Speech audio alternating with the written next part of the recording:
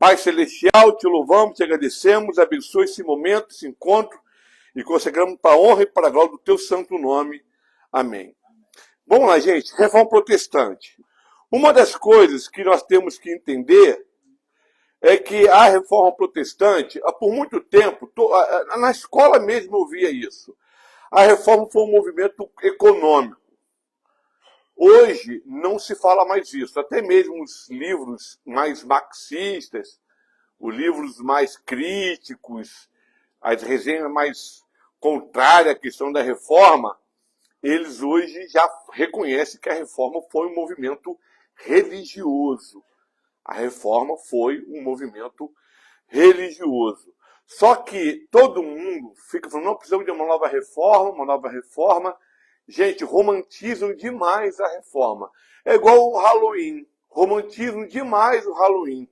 Todo mundo fantasiado daqueles monstros, mas aquilo tudo são o quê? Monstros que destroem, são monstros que simbolizam ataques malignos.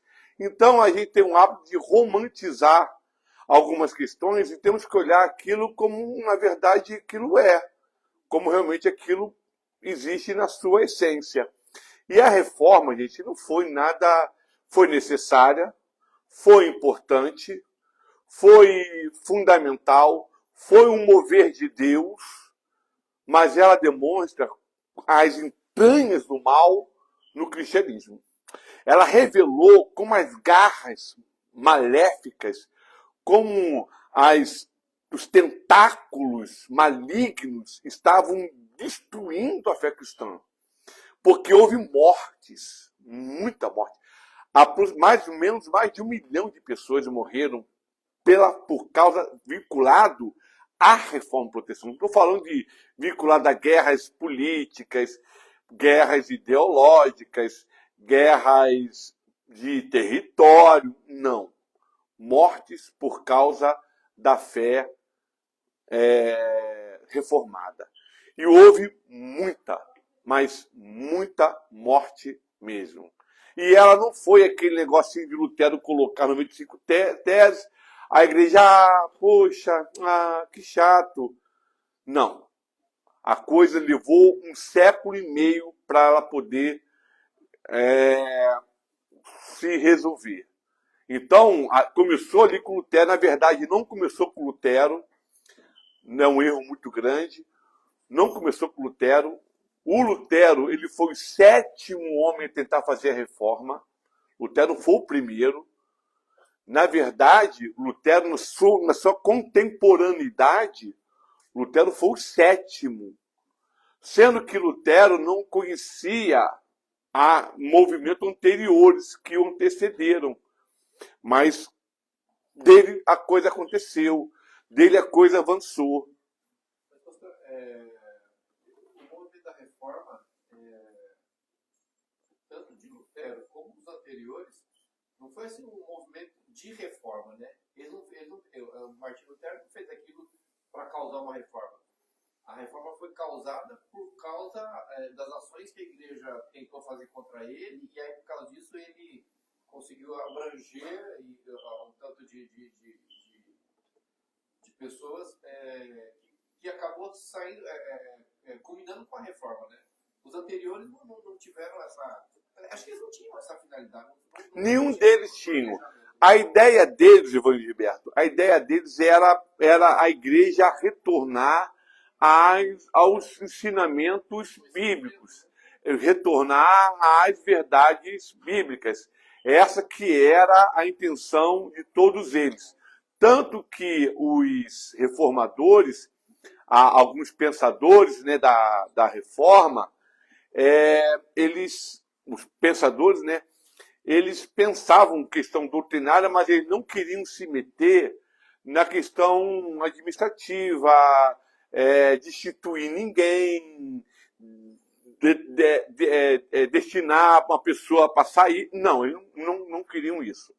O que eles queriam mesmo é voltar aos fundamentos da fé cristã.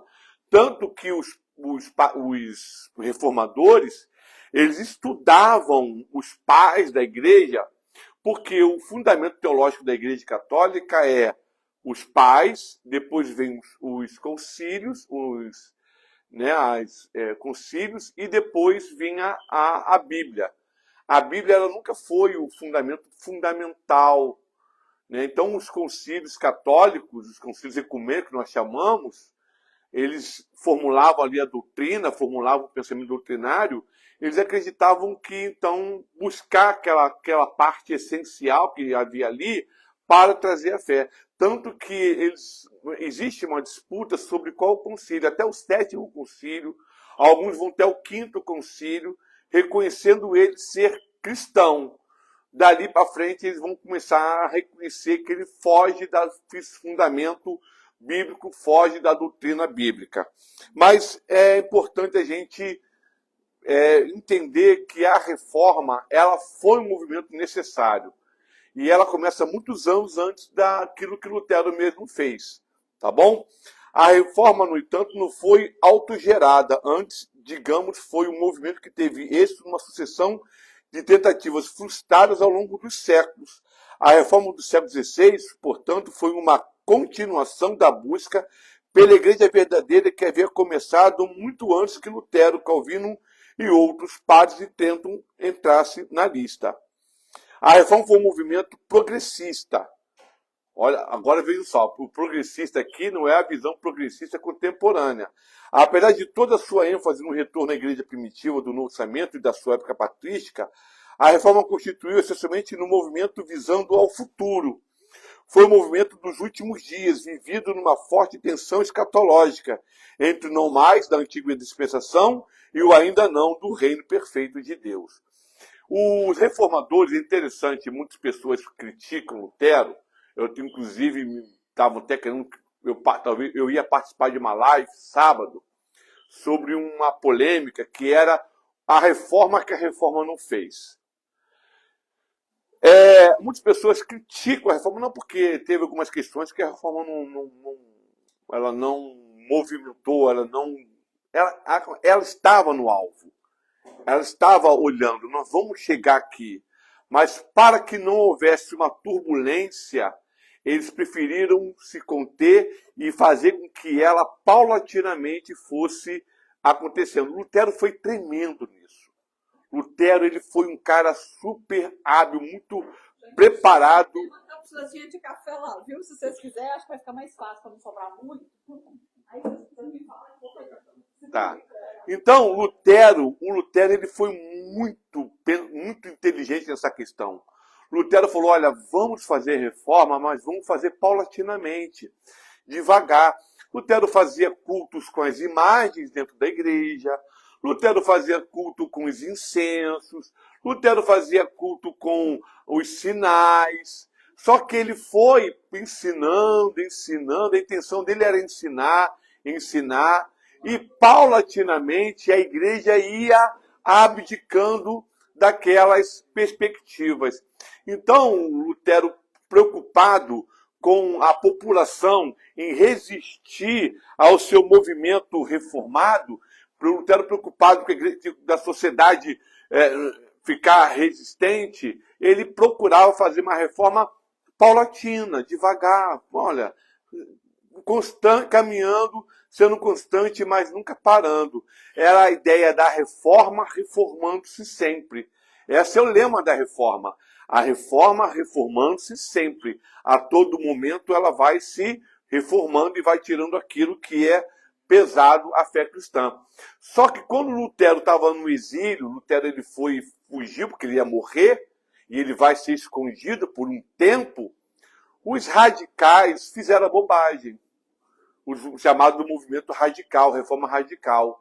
Eles começaram a quebrar o templo, começaram a quebrar os ídolos, começaram a rasgar tudo, começaram a fazer crítica ao Papa, chamar Papa de Ponte de Cristo, e a igreja começaram. E aí houve uma grande comoção, houve uma grande revolta, condenavam o batismo católico, aquele batismo no céu, porque os padres são tudo herege, e começou então a fazer um movimento muito forte.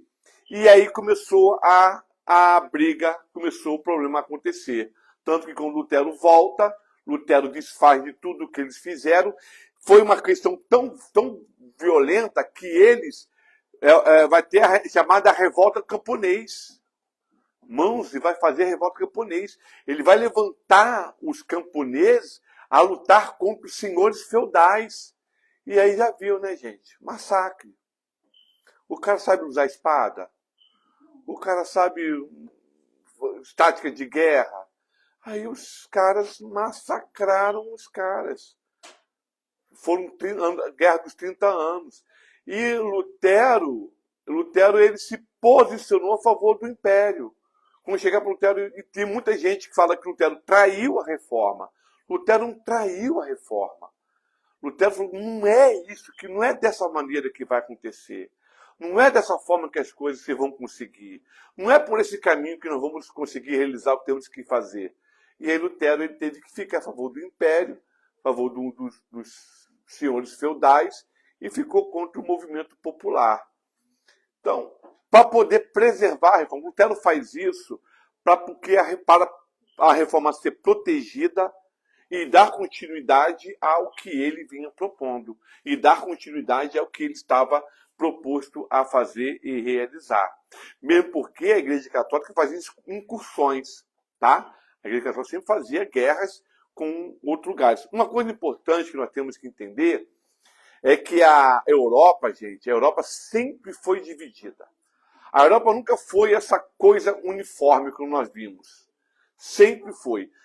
A Europa, ela adotou um sistema de política, de administração política, social, muito parecido com a Grécia.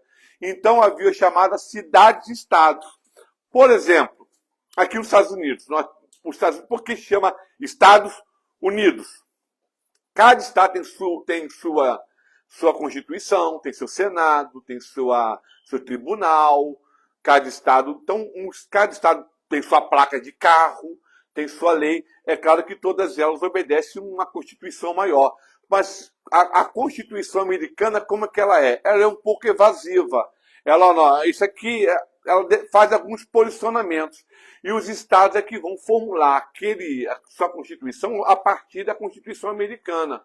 Mas a Constituição americana, ela é aquela coisa bem simples, bem tranquila. Nada. Você pega a Constituição brasileira ela administra todo o país, município, estado, todos eles estão debaixo da Constituição brasileira. Aqui não. Aqui na América não, ela coloca um princípio geral e todo mundo segue aquela ordem. Tanto que tem estado que é a favor de pena de morte, estado que não é a favor de pena de morte. Estado que é a favor de usar de arma, estado que é contra o uso de arma. Estado que é a favor de imigrantes, estado que é contra imigrantes. Estados que são mais independentes, a favor de aborto, e estados que é contra a prática de aborto. Por quê? Cada estado é mais ou menos isso que era a Europa. Então, uma cidade, ela tinha lei própria. Ela tinha Constituição própria. Genebra, a Suíça, não existia Suíça. O que tinha era Genebra, era outras cidades que eram chamadas de cidades-estados. E uma das coisas que vai favorecer a reforma é o que nós chamamos de Estado Novo. O que é Estado Novo? A união dessas cidades para formar um Estado. Por exemplo, a Inglaterra. A Inglaterra, ela eram várias cidades autônomas. Eram os duques, eram os barões, eram os nobres, mas todos tinham uma administração própria. E o rei também. Então, quando vai começar a unificar esses territórios. A Itália foi um dos primeiros a se unificar. A França foi uma das primeiras a se unificar. O que gerou essa Primeira Guerra Mundial? O que gerou a Primeira Guerra Mundial? Porque a Inglaterra e a França já eram estados modernos. A Alemanha não era. Quando eles fizeram o acordo para explorar a África, para invadir a África, explorar a África, a Alemanha era um país multiforme, um país de vários estados, cidades-estados. Aí quem vai unificar a Alemanha? Bismarck, né? O conde Bismarck vai unificar a Alemanha. Enquanto ele está negociando a unificação da Alemanha, a Inglaterra e a França dão uma pernada na Alemanha, invade a África, e quando ele vai ver, já está tudo dominado por eles. E aí está a revolta deles, que eles fizeram um acordo por debaixo do pano e vai começar aquela guerra.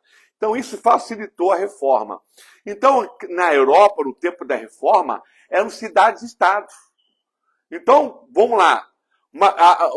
Vamos supor que cada um de vocês é uma cidade. Aí a Tânia, chegava um pastor luterano, pastor reformado, e a Tânia estou com a reforma.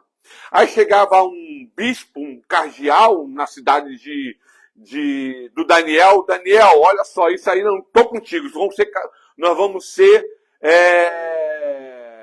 católicos. Aí chegava um calvinista na cidade da Bernadette, então cada cidade, todo mundo falando o mesmo idioma, todos falando o mesmo idioma, todo mundo falando português, mas cada cidade adotava um sistema religioso.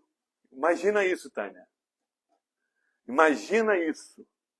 Imagina, Joyce, todo mundo em Portugal, mas cada cidade, e detalhe, um odiava o outro. Começou a criar revolta, ódio em cima do outro, porque você é católico e eu sou protestante, eu sou luterano. Você é luterano, eu sou calvinista. Então, com a unificação do Estado, vai ajudar a reforma se assentar um pouco mais. Mas a Europa, gente, sempre foi um conglomerado de etnias. A Europa nunca foi unida. Olha só, nós somos testemunhas universais de ver uma Europa unificada. A Europa nunca foi unida. Sempre houve rivalidade. Até hoje existe rivalidade entre França e Alemanha. Não é só no futebol, não. Por causa da Segunda Guerra Mundial. Até hoje há a rivalidade da Itália com a Alemanha, por causa da Segunda Guerra Mundial. Eu fiquei sabendo esses dias, olha só, na França, hein? Na França, o Lyon, ele pertence ao norte da França. E um time da França, ele pertence à parte sul da França. E durante 7 anos, os times que da sul da França estavam proibidos em Lyon, mesmo que seu time fosse jogar, de participar da torcida, por causa das brigas. Depois de 7 anos liberado, o que aconteceu? Morte. Porque o norte da França, ele é direita, e o sul da França é progressista. O pau quebrou lá. Já teve morte, já estão reconsiderando voltar a proibir um país voltar ao outro. Itália, Milan e Roma. O pau come, porque Roma é sul e Milan é norte. Milan é evoluído, tem uma evolução industrial, Roma não.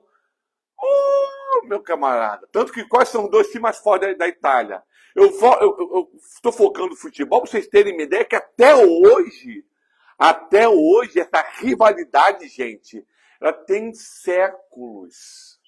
Não é uma rivalidade que começou de futebol. Futebol é um recurso, mas séculos. 300, 400, 500, 600, 700 anos de um contra o outro. Então não é uma coisa agora, não é uma coisa recente. Então vimos aí E a reforma, gente, ela pegou isso. Por isso que a reforma não foi uma coisa bonita. Porque ela entrou nesse destaque. Vocês estão entendendo o que eu estou falando? Então, nós precisamos compreender a Europa da época da reforma para nós entendermos o que aconteceu. Porque tem muita gente, eu detesto Lutero porque ele matava, mas acontece que havia uma rivalidade quase étnica naquela região. Por exemplo, quando teve a reforma na Alemanha, a Bavária era luterana. O norte da Alemanha era católico. Eram católicos. E um não falava com o outro. A Bavária existiu, era uma região que todos falavam alemão. Todos falavam alemão. A Áustria, pega a Áustria e pega a Alemanha. A Alemanha é progressista. A Áustria, direita radical. Tanto que a maior escola direita do mundo hoje é a escola austríaca, chamada escola austríaca. Gente, vocês estão entendendo a questão da turbulência que a reforma trouxe? Então, havia já uma divisão étnica, havia já uma divisão política, havia já uma divisão geográfica, e aí vem uma divisão que? Religiosa. Religiosa. A reforma foi um movimento progressista, apesar de toda a sua ênfase no retorno à igreja primitiva, já que já falei. Vamos lá. Aí vamos ver os pré-reformadores. Quais são os pré-reformadores?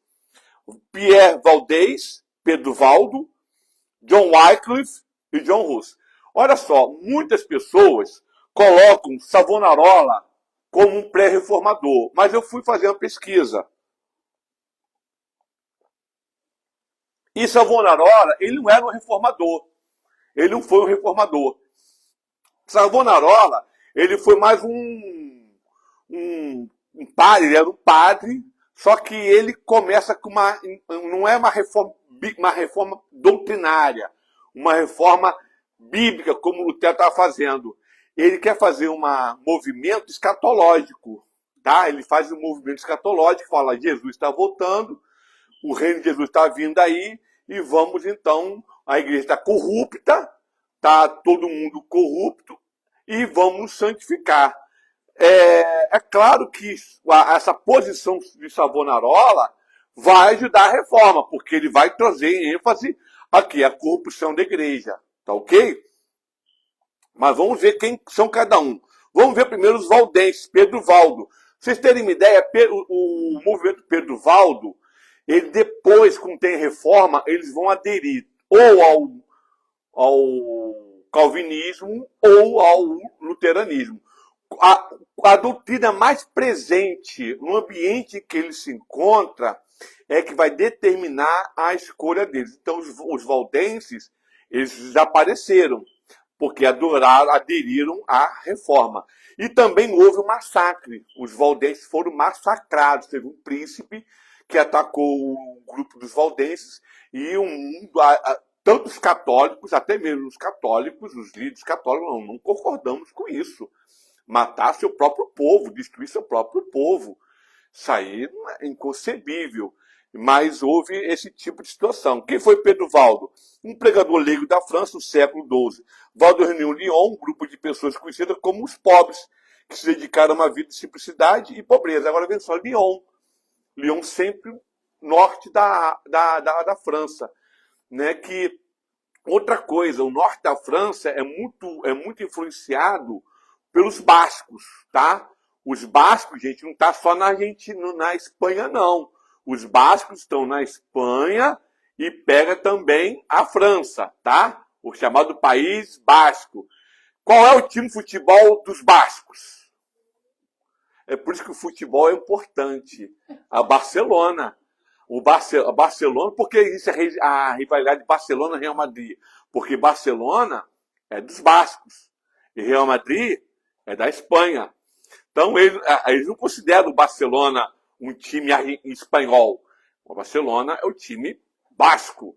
Então, eles estão pedindo a independência dos bascos. Só que o problema é que os bascos são detentores da toda a força de minério da França e da Espanha, estão nos Países Bascos. Se der independência para os Países Bascos, vai ter uma guerra lá. A França e a Espanha vão partir para cima dos bascos, né? Porque os bascos vão ficar milionários e a França e a Espanha não vão ficar com tanto dinheiro assim, porque toda a parte de minério, níquel, cobre, está tudo ali naquela região dos bascos. Então, por isso que tem essa questão. E aí, o Pedro Valdo ele vai começar a fazer uma crítica à igreja. E é interessante que a crítica que ele faz à igreja não é somente uma crítica ética, mas é uma crítica bíblica, uma crítica doutrinária, uma crítica. Ele começa a recusar algumas doutrinas, como purgatório, oração pelos mortos, recusando fazer juramentos solenes. Ele também renegava a plena autoridade da igreja para interpretar as escrituras. Por quê? O que é a autoridade da igreja de interpretar as escrituras? Daniel pode ler a Bíblia? Pode. Mas você não pode interpretar a Bíblia. Eu, padre, que posso interpretar a Bíblia. Só que não tinha Bíblia pro povo assim, né? Mas por isso que aí Ele era um padre, né? E aí começa o quê? Começa a sociedade já não tinha acesso à Bíblia. Por quê? Porque só quem podia ler e entender a Bíblia era quem? Bem, gente, isso aí é uma controvérsia muito grande. Deixa eu te contar. Lutero, ele vai combater essa ideia. Lutero vai definir, não, todo mundo tem a Bíblia. Só que Lutero, ele tinha uma visão assim. Ele acreditava que todo mundo ia compreender a Bíblia como ele compreendia. Então, não tem problema da Joyce, do Arthur, do Gilberto, da Tânia, da Luísa. Não tem importância você ler a Bíblia. Porque no final, nós vamos entender a Bíblia da mesma maneira. Mas não. Começou a entender de um jeito, outro de outro interpretou de outra maneira. Aí, e um padre falou isso para Lutero. Lutero, olha, Lutero, tu vai criar uma Babel da Bíblia, Lutero. Tu vai criar uma Babel terrível, isso vai trazer problema. Gente, trouxe divisão na igreja? Trouxe. Olha quanta denominação que existe hoje.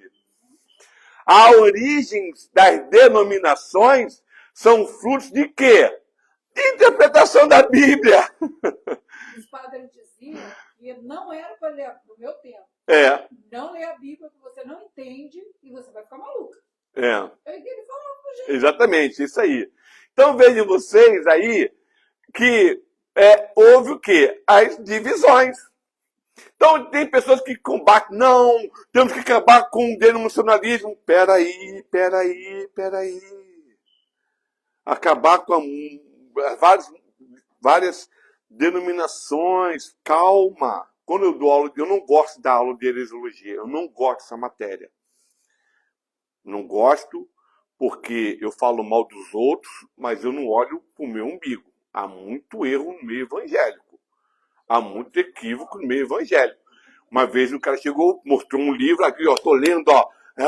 Falei, peraí, por que você não lê os equívocos que nós estamos cometendo para a gente ter uma fé mais saudável? Por que a gente vai criticar as outras religiões se eu mesmo não olho para o meu rabo?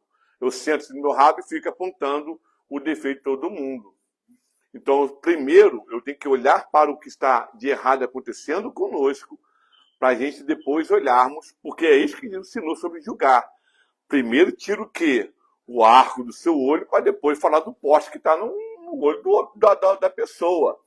Então não é errado julgarmos, nós temos que cuidar da fé. Por isso que nós temos que ter muito cuidado moral e espiritual para nós podermos falarmos dos erros que estão sendo na igreja. Porque no final eu vou ser um demagogo, eu vou enganar vocês. Eu falo mal de todo mundo, mas eu estou praticando igualzinho que estou fazendo por aí. E nós não podemos ser, nós temos que ser sim e não. É muito importante, muito perigoso essas questões. E aí vem o Pedro Valdo, que ele vai trabalhar isso aí. Depois tem um movimento que espalhou na Itália, e Boêmia foi perseguido e mais sobreviveu, principalmente na região de Piemonte, na Itália. William Farel, amigo dissociado de João Calvino, reuniu-se com líderes Valdense e decidiu adotar o protestantismo, experimente a tradição reformada, como eu havia falado para vocês. Qual era a doutrina dos valdenses? A oração sacerdotal, o valdense orava em suas casas. Aí vocês podem ver que são heranças que a reforma vai adotar. Se você olhar, são questões que a reforma vai adotar. A oração sacerdotal, negava a eficácia da oração dos mortos, a crença do purgatório, culto aos santos, negava a importância das relíquias sagradas. Gente, uma vez um cara falou que diz o seguinte: se nós juntássemos todos os ossos de João Batista, nós teríamos um gigante, um nefilim, e não... Todo mundo tinha um osso, tinha uma pita, todos compravam. Alguma semelhança? Lencinho, né? Em algumas condenava a igreja a se apartar das escrituras para a salvação necessária da penitência, sacramento e a virtude cristã. ou seja, a salvação por meio das obras. Isso aqui tudinho depois eu vou disponibilizar no grupo da igreja, no grupo do seminário, e também vou colocar no grupo do seminário uma apostila, eu achei meu PowerPoint sobre arqueologia bíblica. Eram anabatistas, batizavam os que abraçavam o seu princípio, dizendo que algum deles, que o batismo de criança não vale nada, e não criam sangue, e não criam que o sangue e o corpo de Cristo estão na Eucaristia, limitando a abençoar alimentos como um símbolo. Celebrava ser recitando palavras do Evangelho, ligava o purgatório, o concubinato, o concubinato, o sacerdotalismo e o legalismo. Outro movimento, cara, fantástico foi John Wycliffe. O John Wycliffe, se vocês olharem bem, gente, isso tudo foram perseguidos, foram tidos como loucos, mas se você olhar, já estavam começando a surgir os primeiros princípios para surgir a reforma. Aí vem John Wycliffe. O John Wycliffe foi também tremendo. O John Wycliffe, que eu sei, a Inglaterra sempre foi um país assim de defender o seu povo, defender o seu cidadão, tá? A Inglaterra sempre foi muito assim, de defender o seu cidadão. Tanto que o Wycliffe, ele vai combater algumas questões católicas e ele é protegido pelo Estado. Mesmo o Estado sendo católico, o Estado, você não pode botar a mão no meu súdito. O meu súdito é eu que coloco, é eu que cuido. Você não. E o John Wycliffe não morreu na fogueira, tá? John Wycliffe não morreu perseguido. Mas depois de morto, pegaram os ossos dele e tacaram na fogueira, tá? Os ossos dele tacaram na fogueira. E o John Wycliffe, ele só que depois ele vai perdendo apoio do Estado. Ele era professor universitário de Oxford. Então, ele era um cara muito culto, muito prestigiado na sua época, e ele vai fazer a primeira tradução da Bíblia para uma língua de outro idioma, que é o inglês. Tanto que nós temos a tradução Wycliffe, tá? Tem um dicionário Wycliffe baseado todinho em algumas questões que o Wycliffe deixou na história. Então, ele foi muito importante. Só que o Wycliffe não ficou somente... Não, o Wycliffe, ele era bem tão forte, tão no seu princípio, que ele começa a bater com o Estado. Não, vocês também estão errados. O Estado, opa, peraí, cara. Eu estou te defendendo e você vem batendo em quem se defende? Não interessa. Onde está o erro, eu vou apontar o erro. Onde tiver a falha, eu vou falar sobre contra a falha. E aí o Estado, paulatinamente, um duque e o outro, foram se afastando de Wycliffe até que ele ficou completamente isolado, foi expulso das universidades, mas ele era predestinação. A predestinação calvinista vem de Wycliffe. Tá? A interpretação da predestinação, a tradução da Bíblia, ele traduziu para o inglês, que ele vai inspirar Lutero a traduzir a Bíblia para o alemão. Então, vocês podem ver que esses dois caras vão deixando legados que vão depois ganhar força na reforma. Então, o que aconteceu com a reforma não é nada novo. Vocês estão entendendo isso aí? Não é uma coisa nova. É uma coisa que ela vai se estendendo através do tempo, vai ganhando corpo, vai ganhando forma, vai ganhando força, vai sendo propagado. Tanto que os escritos de Wycliffe eram proibidos. Os escritos de Wycliffe eram proibidos. Não podia publicar os escritos de Wycliffe. Eram publicados a escondidas e distribuídos a uma mão bem escolhida, assim, bem, olha, depois que vi que a pessoa realmente estava ao lado, então toma aqui o Wycliffe para você. Senão o cara era preso e morria. Tá bom? E ele vai começar a pregar contra algumas doutrinas equivocadas.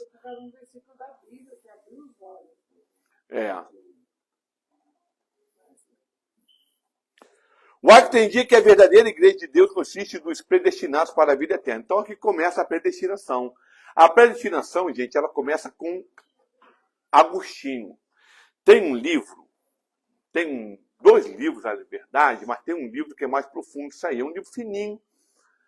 O nome do autor é Tiago Titilo. Ele fala a origem da predestinação e ele vai trabalhar todas as argamassas por trás de origem de Agostinho para poder falar sobre a predestinação, tá?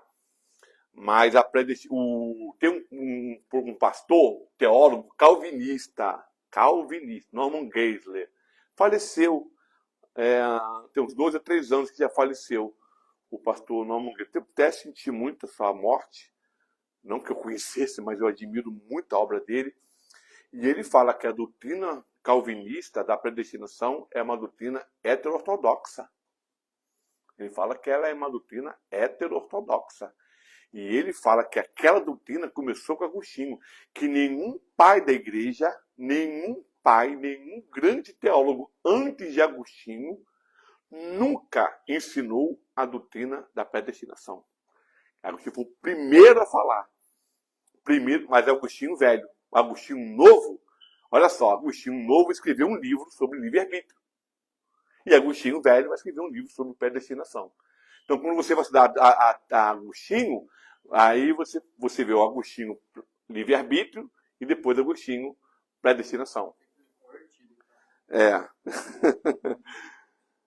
Para o Wycliffe, a Bíblia representa a única autoridade para o crente. Aí começa, então, a reforma aí, os princípios da reforma. A única autoridade.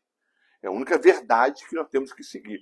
Hoje mesmo estava um padre falando que, olha só a fala do padre. Não, porque Jesus disse muitas coisas que não estão na Bíblia. Então, existem umas coisas que Jesus não disse que a gente segue. Que não está escrito que a gente segue. Quem foi que disse que... Aí eu voltei lá, olha, a Igreja Católica, a Bíblia não é a fonte primária de qualquer formação teológica. E outra coisa, o que temos que Jesus disse foi que Deus quis que Jesus registrasse o que ele disse, e todo ensinamento de Jesus não houve contradição naquilo que não está registrado, mesmo porque a Bíblia combate a imagem, a adoração, qualquer tipo de imagem. Então Jesus não ia contra a Bíblia, não ia jamais contra a Bíblia. Mas o cara, não, Jesus falou outra coisa. A gente não sabe uma dessa que ele falou a favor e ninguém registrou? Tá, mas aí eu vou precisar de uma clarovidente, né? Me mostra o dia que Jesus foi uma sinagoga. Foi aqui na sinagoga tal. É uma brincadeira, cara, pessoal. E o outro pré-reformador foi John Hus. John Hus, gente. John Hus, ele é muito... dá pena dele. Ele era de Praga, tanto que ele era tcheco, porque Praga é a capital da República Tcheca, né? Só que na época Praga não era uma capital de um país, Praga era uma cidade autônoma. E aí ele vai defender, ele vai absorver todas as ideias de Wycliffe. Ele vai defender todas as ideias de Wycliffe. E a Igreja Católica manda uma comitiva para Praga e chama ele para poder fazer uma defesa. E 21 lordes escrevem um tratado, um documento dando salvo-conduta para o John Hus. Você pode ir e que o Estado vai te proteger e o Estado não vai deixar que você seja preso. 21 lordes, né? 21 homens, quando ele põe um pé, que hoje vão ouvir você nada, prende ele, coloca um calabouço, prepara a fogueira e taca fogo nele. Foi isso que fizeram com ele. Aí os lordes de Praga, não. A Igreja Católica, ela se fechou, falou, se você invadir, vai declarar guerra. Se você invadir aqui, nós vamos declarar guerra. Porque território aqui é território católico. E eles, mandando obedecer o salvo-conduto que foi assinado, não obedeceu não, mandou fogo para cima de John Hus. E ele morreu. E o John Hus, ele morre em 1417. E ele fala, daqui a um ano, daqui a uns 100 anos, Deus vai levantar lá, vocês matam um ganso, mas Deus vai levantar um cisne. E aí ele profetiza a vinda de Lutero. E ele vai morrer. Aí nesse dia também o Wycliffe também vai ser queimado na fogueira. Vamos pegar o rosto de Wycliffe, tirar do cemitério sagrado, tacar fogo e botar no cemitério profano. Porque, deixa eu contar para vocês aqui. A igreja, ela se martirizava. quando a igreja se tornou Estado, quando a igreja se tornou Estado, muitas pessoas sentiram falta da perseguição. Enquanto eu preguei domingo à noite, quem quiser ver o vídeo, que eu falo sobre Jesus convocando os discípulos a fazer o evangelho, enquanto Jesus fala, se alguém te perseguir, mete o pé. Gente, olha, tá tendo perseguição lá, eu vou lá me entregar para eu morrer por evangelho. A ordem de Jesus é meter o pé, não vai lá não, deixa ele lá. Vá para outro lugar que queira. Paulo fez muito isso. Jesus também fez. Jesus também fez. Escapar. Eu tentando matar Jesus 3 vezes, Jesus saiu no meio dele lá. Entendeu? Então, ele me mata aqui agora. Entendeu? Mas, e aí, muitos cristãos começavam a se martirizar e se matar. Aí, a Igreja Católica, não existe na Bíblia uma clara manifestação sobre o suicídio. Não existe. Todo mundo suicida vai para o inferno. Não existe isso na Bíblia. O que a Bíblia, nós associamos suicídio com crime, como um ato de matar. Eu não estou matando você, estou me matando.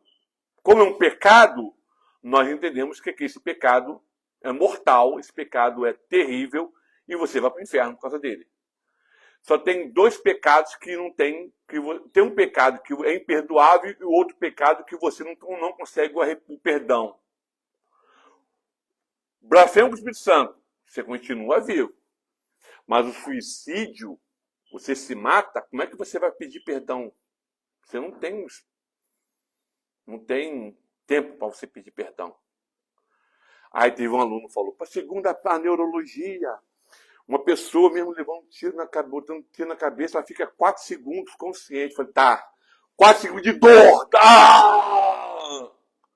Vai pensar agora, Senhor, me deu um tiro na minha cabeça, me perdoa. 4 segundos que passou, deu tempo. Por favor, gente. Tem gente que acha ainda que pessoas que cometeram suicídios e são salvo a gente, nesse debate ético, teológico, a gente só reconhece o suicídio provocado por medicamento. Por exemplo, depressão. Porque o remédio para depressão, qual é o efeito colateral do remédio da depressão? Já viram qual é? Qual é o efeito lateral do remédio para dor de cabeça? Mais dor de cabeça. Dor de cabeça. Um dos efeitos colaterais do medicamento é aumentar a própria dor que você está tentando evitar. Qual é o efeito da depressão? Mais depressão. Qual é o efeito de um remédio que tenta impedir de você suicidar? Não, qual é o efeito? Vontade de se matar. Aumenta a vontade de se matar e a pessoa se mata por causa do efeito colateral do medicamento. Então, salvo este motivo que o medicamento, a química, ela teve o efeito colateral, nós acreditamos que esse suicídio não é condenatório. E também o suicídio altruísta. O que é o suicídio altruísta? Bem, vai entrar um atirador aqui. Aí eu corro na direção, eu vou morrer. Mas eu prefiro, se eu ficar aqui parado, morre quem? Mas se eu correr atrás dele para poder se impedir, quem morre? Mas eu sei que vou morrer. Mas acontece que todo mundo está o quê? Protegido, salvo. Então, esse suicídio, ele é condenatório? Não, porque altruísta, ele fez para um bem maior. Ele foi feito para um bem supremo. Se eu matar esse bicho aqui, eu salvo todo mundo. Mas o bicho vai me matar. Eu mato o bicho me mata. Mas todo mundo está salvo. Então, esse suicídio. Sansão. Por que Sansão, a gente crê que Sansão não morreu perdido? Eu vou morrer, mas eu vou destabilizar os filisteus. Eu vou matar. Porque quem estava lá? Ela era nata, a elite, os generais, os senhores de guerra, os reis, os Senhor, então, quando ele mata toda aquela nata, vai demorar os filisteus a se reorganizar e dar tempo de Israel se fortalecer e lutar contra os filisteus. Ele orou, né? Ele orou, exatamente. Então, aí todo mundo fala, não, ele cometeu suicídio. É um suicídio altruísta. É outra coisa também. Eu sei que, eu estava falando num dia que teve o ataque dos Hamas, eu estava falando com a pastora, até com a pastora Cícero. Falei, Cícero, eu não vejo uma pessoa que sabe que vai morrer, porque ele estava falando, né, que estavam pegando os jovens, matando toda a família, botando os jovens nos seus quartos e tacando fogo com o quarto todo fechado, vivo. Eu me mato. Não vou matar, não vou para o inferno. Aí eu prefiro sofrer, demorar a morrer, queimado, sofrendo. Não, me mato. Pego uma coisa, toca-se, Senhor, eu não vou te matar. E, me mato. Eu sei que eu não vou para o inferno. Porque aí eu estou evitando o quê? Um dano maior no meu corpo. Estou evitando um sofrimento maior para mim. Não, vou sofrer aqui queimado. Gente, os caras que morreram na fogueira não morreram com a mão livre, não. Eles morreram tudo amarrado. Se ele pudesse, metia o pé, né? Na criança, tem que ver as causas. Normalmente é um ato, é um momento de dor, de um motivo. Depende da idade, de repente é motivo fútil, motivo bobo. São suicídios que foi provocado por uma pessoa para cometê-los, para fazê-los. Então tem motivos toscos, motivos bobos. Eu vi, tem um filme de um rapaz que ele morre quando ele imita o Hulk. Ele foi imitar o Adriano, jogador do Flamengo. Ele exerce tanto músculo que dá um colapso dentro dele, ele cai puro morto. Ele tentou suicídio? Não, ele fez uma coisa bobagem, uma bobeira, e morreu. Não creio que ali é um suicídio, mas ele se matou. Agora, há pessoas que, em redes sociais, que estão se suicidando. É um suicídio tosco, tolo, mas que ele é pecaminoso. A questão é também se o cara aceitou Jesus Cristo, é cristão, vive para Deus, e daquele que não é. Aí depende, né? Tem aquele período que Deus vê você como um óleo de inocência e você vai mais que o outro. Só Jesus.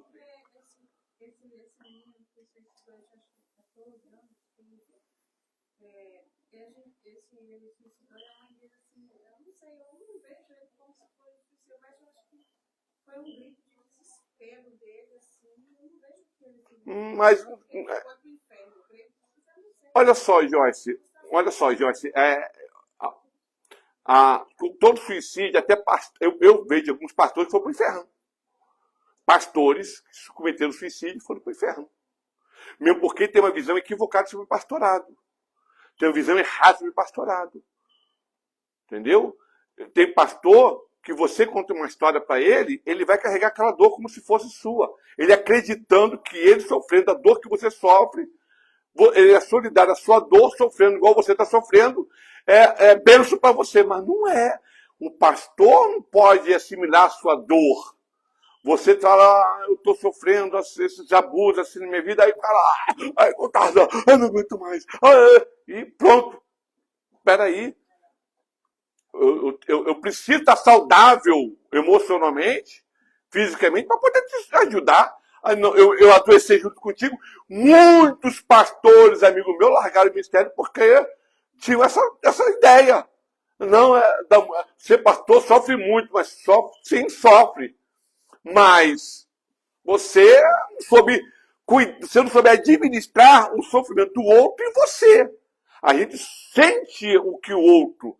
Mas também, eu vou falar, a gente orienta, fala, bom, e a pessoa não quer seguir o conselho, opa! Espera aí, também não vou ficar eternamente nessa situação.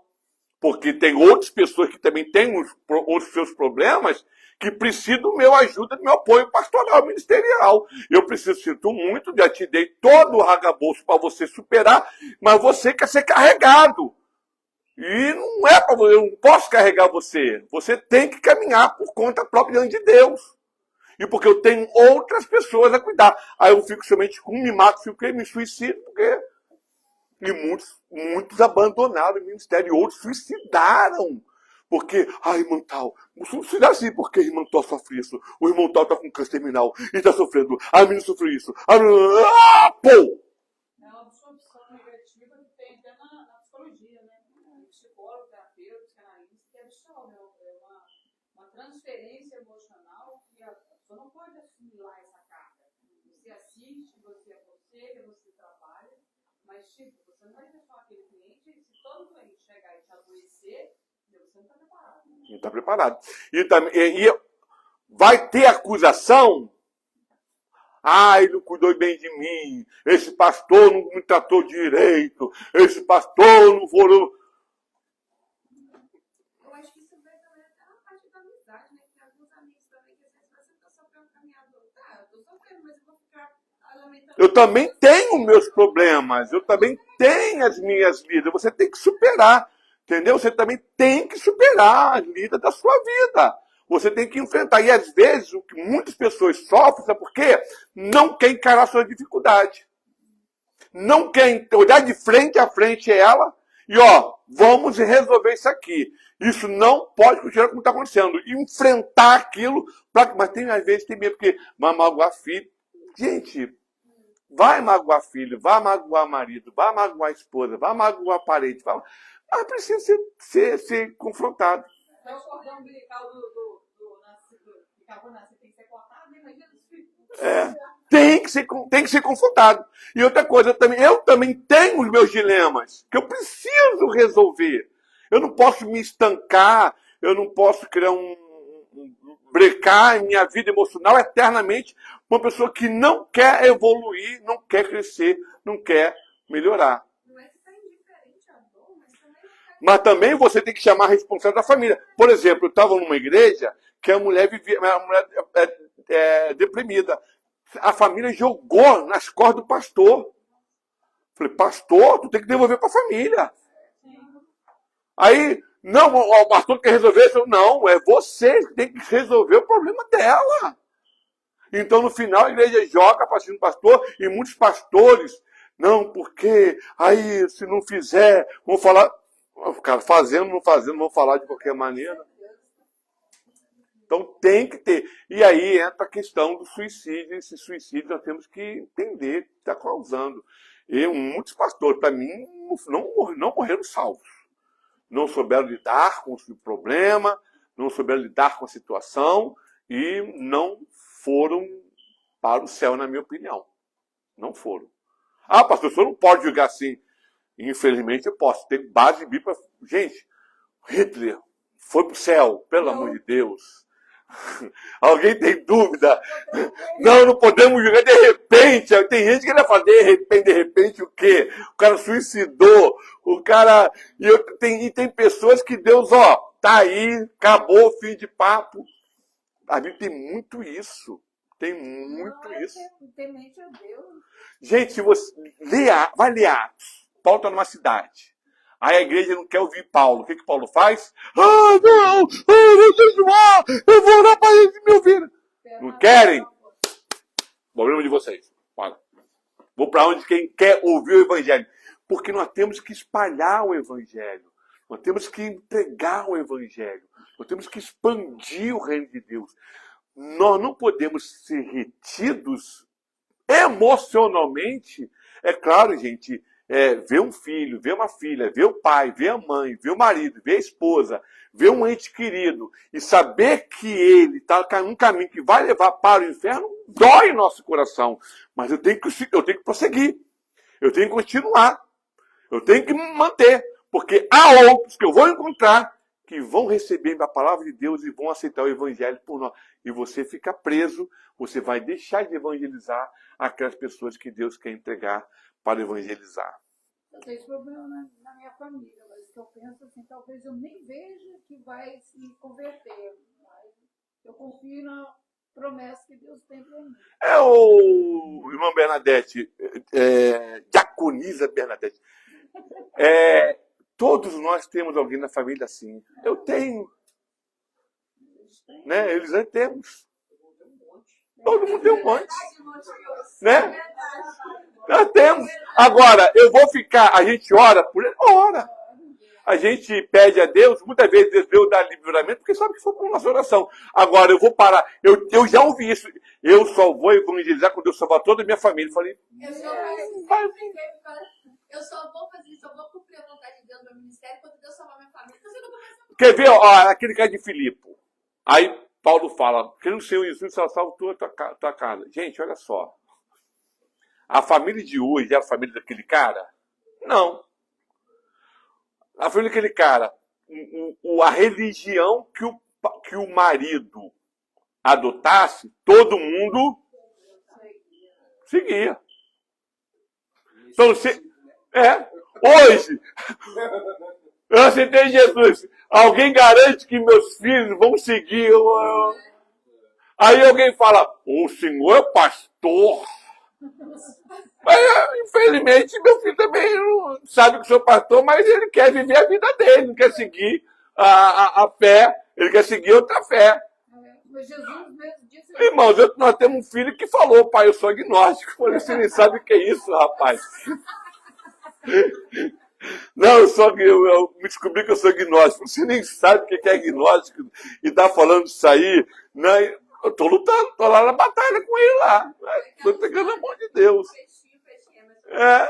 Mas tá lá. Eu sou agnóstico. Eu falei, tu nem sabe o que fica isso. Jesus falou, eu não vi... Mas essas universidades da vida aí. Eu não vi trazer espada.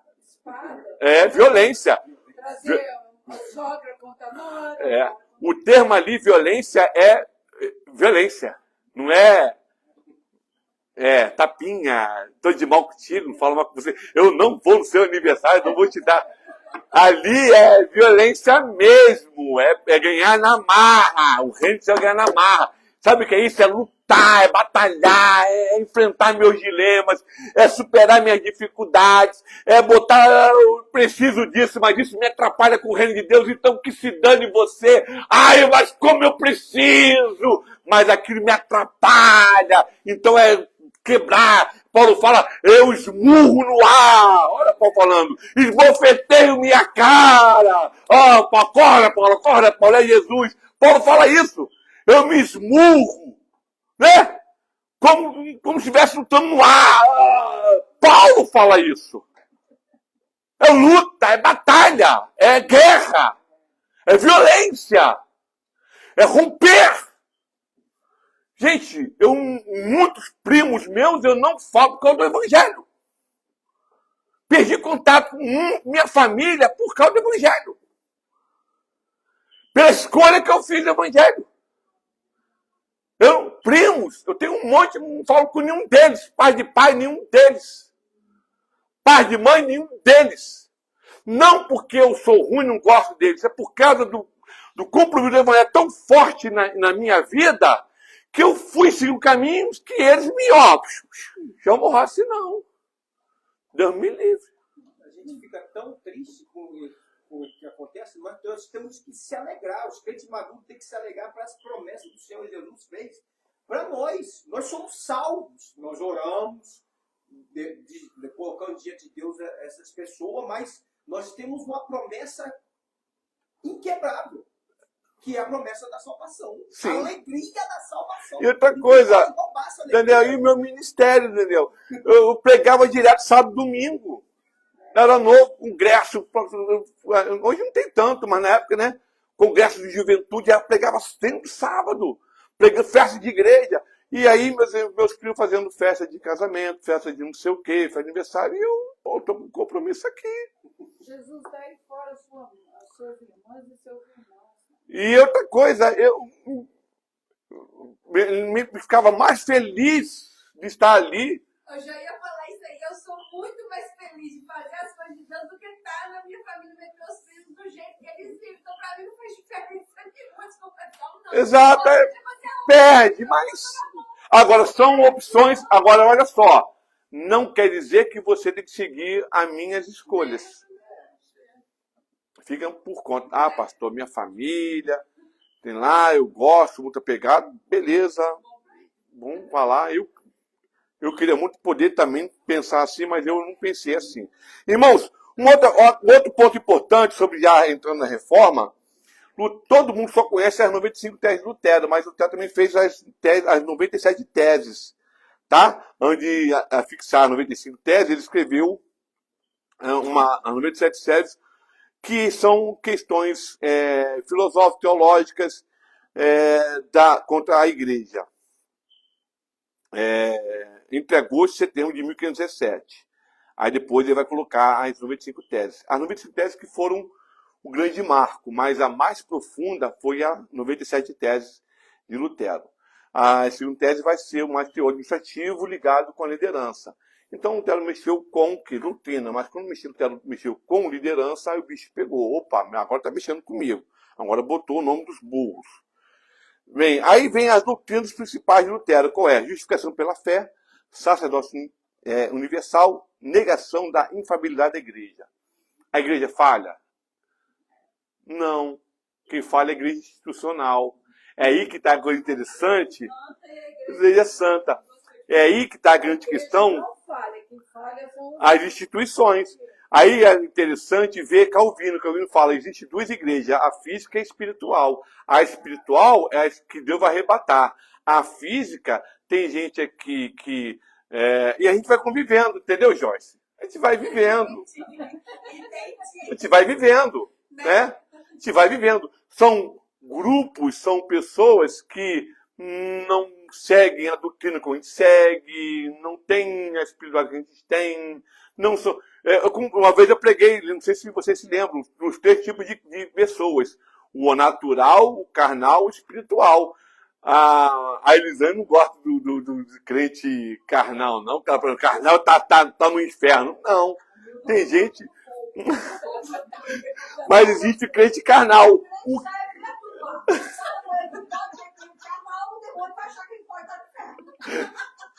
Mas tá salvo. O crente carnal, gente, tá salvo. O crente carnal tá salvo.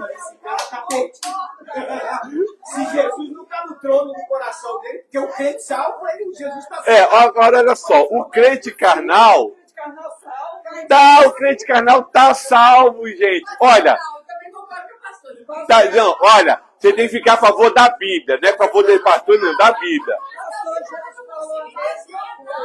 Já falou, né? Gente, o que é o crente carnal? O crente carnal é aquele crente que não lê Bíblia. Morno, não.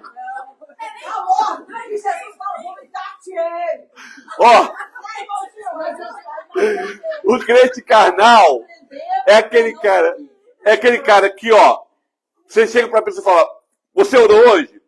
Não. Leu a Bíblia? Não. Evangelizou? Não.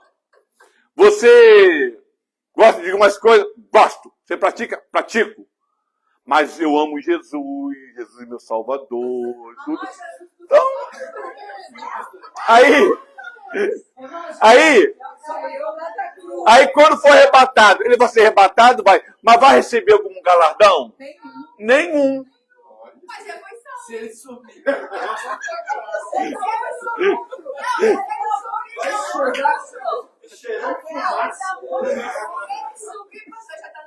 Já tá no lucro. O empregado, ele tá ali, não faz nada, depois se ele foi ainda premiado ainda, porque tá tão no lucro, ainda tá no trabalho ainda, não precisa ser premiado. Isso é verdade? Não, isso não é justo. Então, E quem trabalha, quem faz tudo? a gente vai, né? Quem evangeliza? Como diz aquela música, né? A gente vai levando, a gente vai levando. Pô, a música é carnal para entender o crente carnal, né? A gente vai levando, a gente vai levando, né, irmã Luísa? A gente sofre, ora. Você tá aí sofrendo, morrendo na rua, morrendo no evangelho. Então, toda decisão que ele toma, é carnal. Aí vamos lá, um culto. Mas eu vou aproveitar aqui, vou perder essa oportunidade de... Vai para um show de um cantor, de um rock, no dia do culto. Eu não concordo exatamente por isso. Porque quando eu olho Davi fala, melhor um dia na tua casa, porque eu já falo. Eu não concordo, irmão Gil, eu não concordo dele não orar, dele não querer ler a Bíblia e ele ser crente que vai para o céu. Por quê? Porque a Bíblia diz que tem que orar, nós temos que intimidade, nós temos que a palavra de Deus. Porque a Bíblia condena não buscar o conhecimento, a Bíblia ordena meditar na palavra de noite. Então, Mas há recompensas para elas. Mas a Tânia quer falar. A Tânia quer falar. Fala, Tânia. Esse dia eu estava pensando. Tipo assim, a gente está aqui tentando, né, aprender o que Deus quer da gente, tentando, buscando a Deus. Aí tem uma pessoa que faz porcaria a vida inteira. Aí na hora de morrer, aceita Deus e vai. Então a gente, no mesmo lugar que a gente vai. Aí é outra questão. Aí é outra questão. Para melhorar. Ó, desde os dias de João Batista até agora, o reino dos céus é tomado à força. E os que usam de força se apoderam dele. É uma questão, irmã Tânia, que eu também tenho um debate. E olha só. O cara, a vida toda, nunca quis saber do evangelho. Eu conheço a pessoa assim. Eu fui no enterro dela, dessa pessoa. A vida toda, filho de evangélico, mãe de círculo de oração, pai pastor. E ele nunca quis saber da igreja. Eu estava indo para a igreja, aí encontrei com ele. Tá vindo da onde, rapaz? Tô vindo ali, casado, conheci a esposa dele. Tô vindo ali da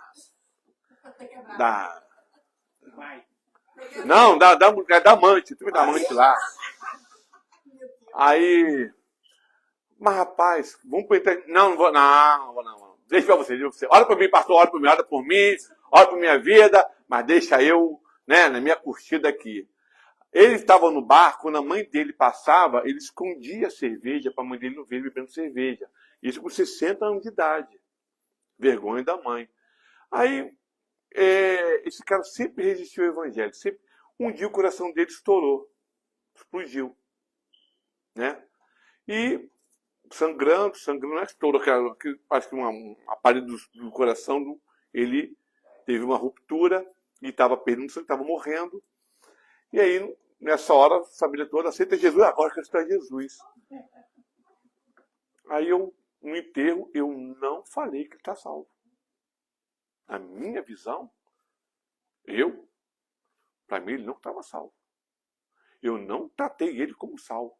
Estamos aqui, estou preocupado com a família que está enlutada, perdeu o meu amigo fulano que perdeu o pai, a irmã fulana que perdeu o marido, e todos aqui, estamos aqui tristes por essa perda, por essas coisas, ok? Então quero orar para Deus consolar a vida de vocês. Blá, blá, blá, blá. Eu não falei que ele estava salvo. Aí o filho dele percebeu, eu creio que meu pai estava salvo, que estava lá no hospital, para dizer ele, falei, pô, até eu aceito Jesus, pô. Até eu quero. Não é, pode ter sido, mas eu tenho minha resistência. Eu tenho minha resistência. Alguém pode me criticar. Eu tenho uma certa resistência. Não. É muito conveniente agora eu aceitar Jesus. Porque no final é uma aceitação por conveniência. Porque ele sabe que é verdade e a vida toda ele não tomou a decisão pela verdade. Ele toma, já que agora eu vou morrer, eu não vou poder mais fazer minhas atrapalhadas, eu não vou poder fazer minhas bebidas, arrumar minhas amantes. Cara, e ele tinha vários amantes. Aí, se a pessoa se arrepender do fundo do coração na hora de morrer, agora você fala, não, eu aceito Jesus, porque ele acha que você está falando, aceito Jesus, vou pro céu, não vai. Agora, olha só, poxa, olha, eu me arrependo porque eu vi, agora estou percebendo que eu perdi tempo na minha vida. Beleza. Não, agora eu vou morrer mesmo, então agora eu preciso de Jesus. Eu tenho dúvida dessa conversão. Eu tenho bastante dúvida. A pessoa chora, Sim. o coração confuso. Pastor, mas também tem pessoas que fazem a obra, que oram, que fazem tudo que se deve fazer e que não vão para o céu. Não, porque tem uma. Porque Está tudo escondido. sim, Somente Deus que sabe. Irmão colocou isso. Houve, inclusive, foi uma crise de um filósofo chamado Soren Kierkegaard. Soren Kierkegaard, ele tinha um pai que era pastor, ele conhecia todo aquele ambiente sacerdotal e ele sabia que tinha um deles que era falcatrua pura. O cara era maligno, entendeu? E a igreja não punia ele, não punia. Um dia esse cara morre. E lá no enterro, perdemos um homem de Deus. Aquilo deu a ele tanta agonia, tanto ranço, que ele se esfria pela igreja. Mas é um problema institucional, é um problema da igreja institucional. Muitas pessoas, irmã Luísa, elas fazem a igreja por motivo errado. Elas são crentes por motivo errado. Elas são crentes para poder ser abençoado, para ganhar destaque, para ganhar posição. Elas não fazem para fazer para a glória do nome do Senhor. Muita coisa, sabe, que eu questiono muito. Sim, claro, claro. Nós temos que policiar nossos corações para a gente não cair nesses problemas. Quer ver uma coisa? Eu sempre fui muito criticado, porque eu sempre fui muito dedicado naquilo que eu vou fazer. Pergunta Elisângela, eu vou fazer uma pregação, minhas aulas. Eu dificilmente repetia o meu conteúdo de aula, eu dificilmente repetia. Eu preparava um conteúdo, mas surgia um livro novo sobre aquele assunto, eu comprava aquele livro, lia, pegava algumas ideias e implementava, mudava a minha apostila. E algumas coisas iam ficando para trás e eu ia atualizando todo o meu conteúdo programático para dar a minha aula. Eu sempre fui assim. Já muitos amigos meus, não. Preparava aquele conteúdo, está tudo pronto aqui, agora eu não preciso mais ler, não preciso mais estudar, porque eu já me formei. E eu nunca me vi formado, eu me vi sempre em formação. Eu sempre tive essa visão de me formar sempre. Então, eu nunca me contentei com conteúdo, sempre me contentei com... E isso é um problema para mim também. Porque eu pego muito tempo. Então, eu jamais subo no púlpito sem eu estar preparado, biblicamente e espiritualmente, ao pregar. Eu tenho um medo tão grande. E outra coisa, quando eu preparo uma mensagem, eu preparo porque eu falo sempre, eu falo para Deus, Senhor, está aqui a tua palavra, preparei aqui, Senhor, é para o teu povo, é para o teu povo lavado e remido pelo sangue do Cordeiro. Eles precisam ouvir o melhor, eles precisam ter um melhor, e eu quero dar sempre o melhor para a honra, para a glória do teu santo nome. Várias vezes Deus falou que ia me abençoar por causa disso. Olha, eu nunca tive um período de tanta produtividade de pregação como eu tenho tido de uns tempos para cá. Deus falou, se for uma das pessoas falou. E Deus sempre falou isso. E sabe como é que eu ganho pregação? De joelho dobrado. Estou lá no quadro, daqui a pouco Deus me dá um texto, gente. Deus já começa a me dar os pontos do texto, que eu vou correndo, abro a Bíblia, começo ali, aí eu não preciso saber isso aqui, aí vou aprender isso aqui, e o Espírito Santo E é interessante que livros, o Espírito Santo me lembra de livro, você lê um livro que fala sobre esse assunto, lá nele, vá lá, aí eu vou lá, tá aqui. Deus faz isso comigo.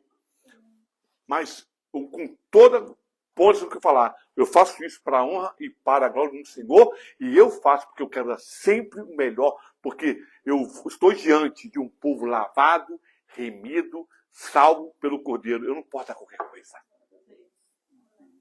Eu não posso fazer qualquer coisa. Se Jesus não fez qualquer coisa para nós, por que sou eu que vou dar qualquer coisa para aquele a quem Deus deu o melhor? Então, tenho essa preocupação. Mas tem pessoas, irmã Luísa, que me julgavam errado, achavam que eu queria me soberbecer, que eu queria desmerecer do outro, que eu queria fazer diminuir. Eu nunca tive essa intenção, nunca tive esse propósito, nunca debati, nunca discuti pregação. Tinha colegas meus lá, fulano falou isso, às vezes é claro, uma heresia. Isso aqui não é heresia. Mas opinião bíblica, texto bíblico, eu nunca falei que você está errado e eu estou certo. Eu nunca impus a minha ideia. Pelo contrário, eu converso. Quando a pessoa retruca, eu recuo. Tá bom. Então, uma verdade sua é verdade minha. Eu não vou ficar aqui debatendo, porque eu não gosto desses negócios de ficar disputando para quem está com a verdade. Não é minha intenção. Não é meu propósito. Agora, eu gosto sim de um debate saudável, na sala de aula, eu adoro um confronto em sala de aula. Tinha confronto com os alunos em sala de aula, às vezes minha aula era toda só confronto. Eu trazia polêmica feia, pesada em sala de aula. Mas é o melhor, a gente tem que fazer o melhor. E esse tem que ser o espírito. E se eu estiver mentindo para a senhora, Deus há de me julgar e falar do que eu estou fazendo. Mas é o propósito de todos nós. É o propósito de cada um de nós. E é verdade que me falou. Tem gente que faz para poder ganhar glória. Gente, estava num culto, aí seguinte, irmãos, eu vou fazer um culto para os empresários. E você, pastor Rossi? Quem quiser oração, empresário ou não empresário, vem aqui que eu vou orar por você. Você não pode ver. Eu vou fazer um culto para por empresário. Legal. E aí você, pastor, se for falar isso no público, agora tu vai ouvir que ficasse quieto, não perturbar, não catucou. Irmãos, quem quiser oração, está aqui o pastor que vai orar por qualquer um de vocês que precise de oração. Qualquer um de vocês. Então, é o que nós temos que fazer. Nós temos que ser amados, ser a todo mundo e sempre trazer o melhor. Mas vamos lá. Pastor, deixa eu só, podia voltar à parte anterior? Deixa eu só perguntar, colocar uma questão. Com relação à infalibilidade da igreja, essa negação da infalibilidade da igreja, quando o Lutero colocou isso, ele não estava se referindo à infalibilidade da igreja católica. A igreja católica dizia que o que eles falavam, que o Papa falava, era infalível. Porque é o seguinte, a igreja católica, ela vai falar que a igreja católica institucional era infalível. Lutero e Calvino falam, não é a igreja institucional que é infalível, é a igreja espiritual que é infalível. E eles vão fazer distinção entre igreja espiritual e igreja, porque é o seguinte, a ideia da igreja católica, quem passar por nossas portas está salvo. A salvação era na igreja. Então quem salvava não era Jesus, era a igreja. Na igreja católica quem salva é a igreja, não Jesus. Então se você fazer parte da igreja, já está salvo, independente do que você fizer. E aí que por isso que a reforma vai ter desdobramentos. Inclusive, dentre delas, da santidade. Entendeu?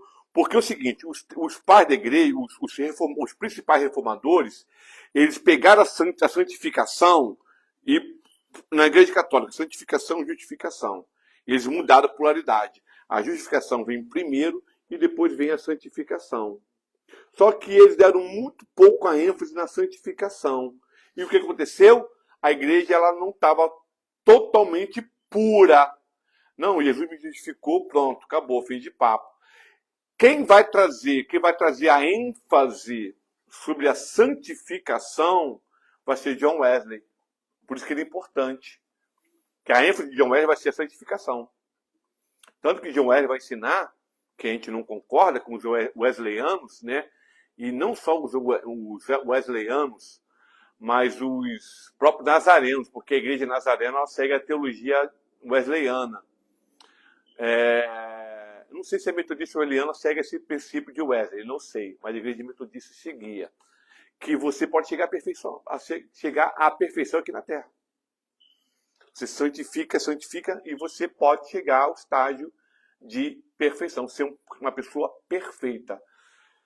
Nós não aceitamos, nossa visão assembleiana não aceita essa ideia, apesar de nós termos alguns resquícios wesleyanos.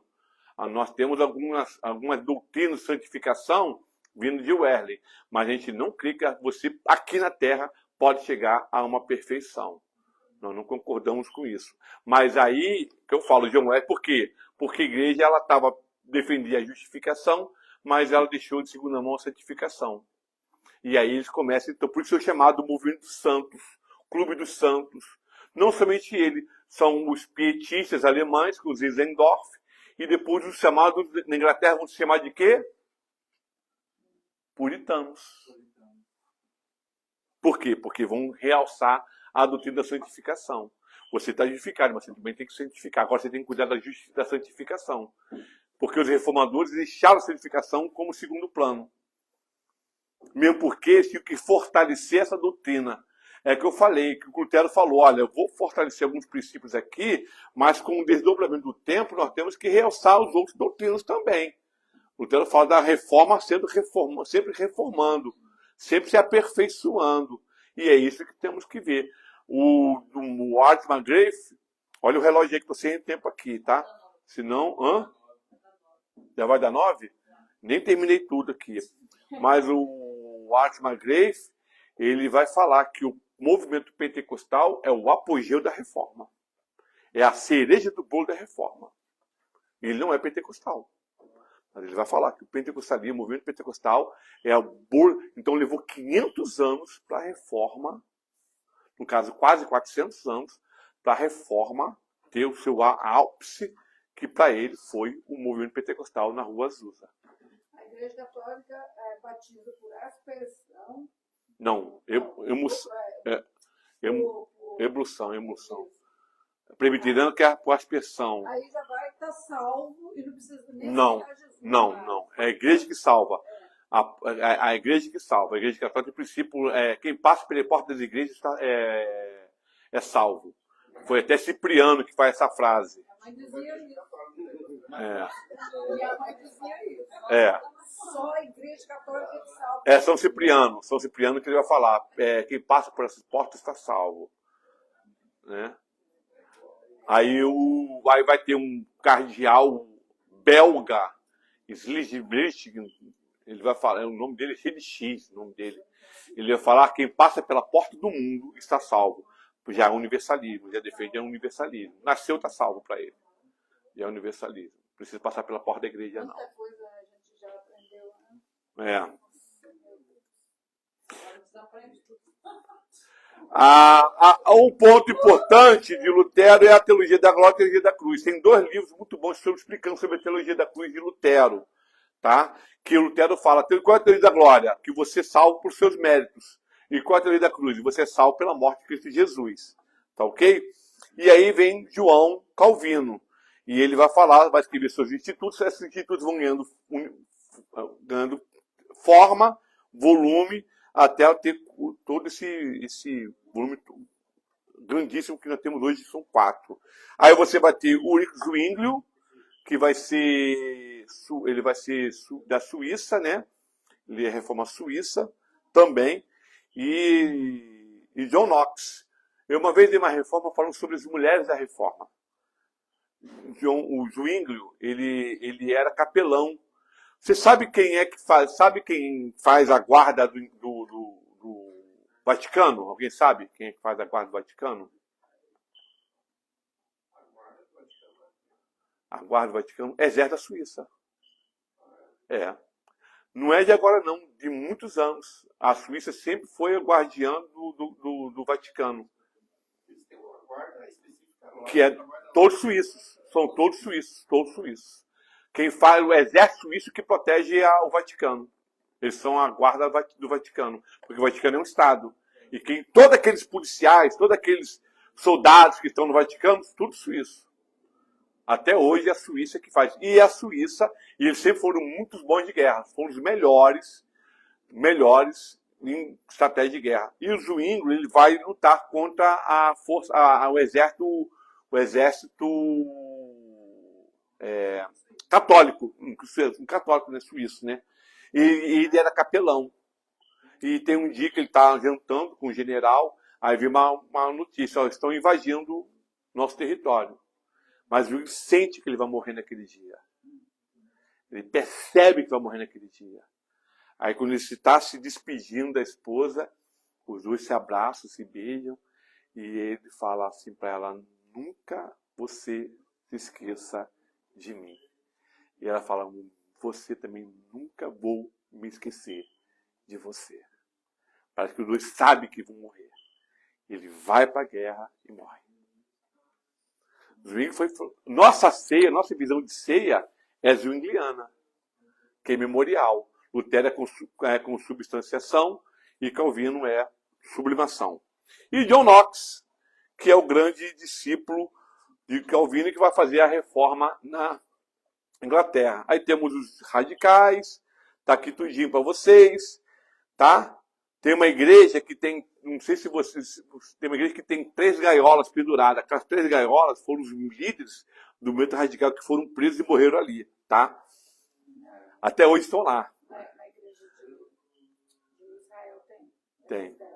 Tem uma igreja lá que tem. Então tá aí, gente. Não dá para falar mais nada, porque já está na hora. Aí, as consequências da reforma protestante, declaratória, apologético, didático, litúrgico. As confissões, nós não somos confessionais, tá? A igreja presbiteriana é confessional. Nós não somos confessionais, tá bom? E tem as institutos de fé, os ceticismos. E aí tem os desdobramentos da reforma, tá? Esse tá aqui. A mudança cultural, tá? A revolução industrial, a revolução social, a reforma produziu todas essas transformações da sociedade no mundo. Então, podemos ver que a reforma foi um movimento não só religioso, mas foi um movimento social, foi um movimento econômico, foi um movimento político. Ela trouxe muitos desdobramentos e muitas modificações a favor dela e também contra ela. Tá? Não foi só um movimento, ela gerou só movimentos positivos a favor dela. Ela gerou movimentos positivos também contra ela. Interessante isso, tá? Interessante. E aí tem as nossas 5 solas. Sola Fide, Sola Scriptum, Sola Christus, Sola Gratias, Sola Deo Glória. E nós pentecostais, nós defendemos Sola Experiência Empírios com o Espírito Santo, que é a nossa sola. Toda experiência é com o Espírito Santo. Tá bom? Vai ser não dá tempo para nós falarmos sobre o surgimento das 5 solas, mas ela foi criada no século XXI, século XX, tá? Elas não foram criadas na reforma, não. Foi no século XX que foi estabelecido as 5 solas da Bíblia. Amém? Vamos terminar aqui. Aí eu vou mandar para vocês. Qualquer coisa pode perguntar. Desafio da reforma do século XX. Aí está o pluralismo religioso, condição da sociedade atual. A crise das 5 solas.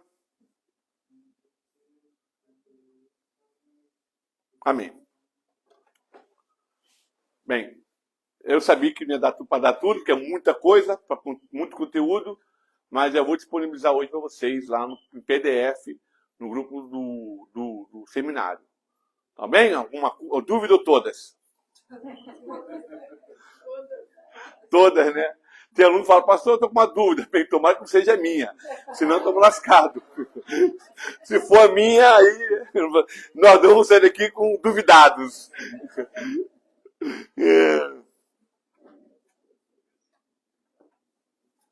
Vamos orar. Pai Celestial, te louvamos.